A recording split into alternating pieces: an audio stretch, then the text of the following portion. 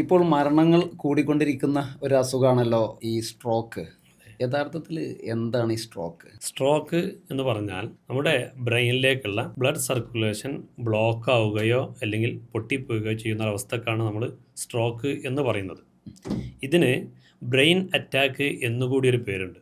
നമ്മൾ heart attack പോലെ brain attack എന്നൊരു പേരും കൂടി സ്ട്രോക്കിനുണ്ട്. അപ്പോൾ ഇത് സംഭവിച്ചു കഴിഞ്ഞാൽ ആ വിക്ടിമിനെ സംബന്ധിച്ചിടത്തോളം, ആ രോഗിയെ സംബന്ധിച്ചിടത്തോളം സ്ഥായിയായി കിടപ്പിലായി പോവുകയോ അല്ലെങ്കിൽ മരണം വരെ സംഭവിക്കുകയോ ചെയ്യുന്ന ഒന്നാണ്.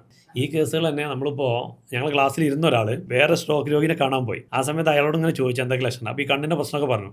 അവിടെ രോഗിയെ കാണാൻ വന്ന മറ്റൊരാളതൊക്കെ കേട്ടിട്ട് വീട്ടിൽ പോയി മറ്റൊരാൾക്ക് രാവിലെ എഴുന്നേറ്റ സമയത്ത് ഈ മറ്റേ ക്ലോക്ക് ഇങ്ങനെ രണ്ടായിട്ട് കണ്ടതാ. അപ്പൊ ഇന്നലെ ഇങ്ങനെ വിവരം കിട്ടിയെന്ന് പോയി നോക്കിയാൽ സ്ട്രോക്കിന്റെ ലക്ഷണമായിരുന്നു. നമ്മൾ സിമ്പിളായിട്ട് കാണുന്ന ഈ സാധനം വരെ സ്ട്രോക്കിന്റെ ആയിക്കോളണമെന്നില്ല. നമ്മൾ ഇത്തരം സാഹചര്യങ്ങളിൽ എന്താ നമുക്ക് ചെയ്യാൻ പറ്റുക? ഒരു രോഗിക്ക് സ്ട്രോക്ക് വന്നതായിട്ട് നമ്മൾ മനസ്സിലാക്കി കഴിഞ്ഞാൽ നമുക്ക് എന്താ ചെയ്യാൻ പറ്റുന്നത്? ഒരു രോഗിക്ക് സ്ട്രോക്ക് ആണെന്ന് മനസ്സിലാക്കിയാൽ ഫസ്റ്റ് എയ്ഡ് ആയിട്ട് നമുക്ക് ചെയ്യാൻ പറ്റുന്നത് എത്രയും വേഗത്തിൽ തൊട്ടടുത്തുള്ള ഒരു CT സ്കാൻ സൗകര്യമുള്ള ഒരു ഹോസ്പിറ്റലിൽ എത്തിക്കുക എന്നുള്ളത് മാത്രമാണ്.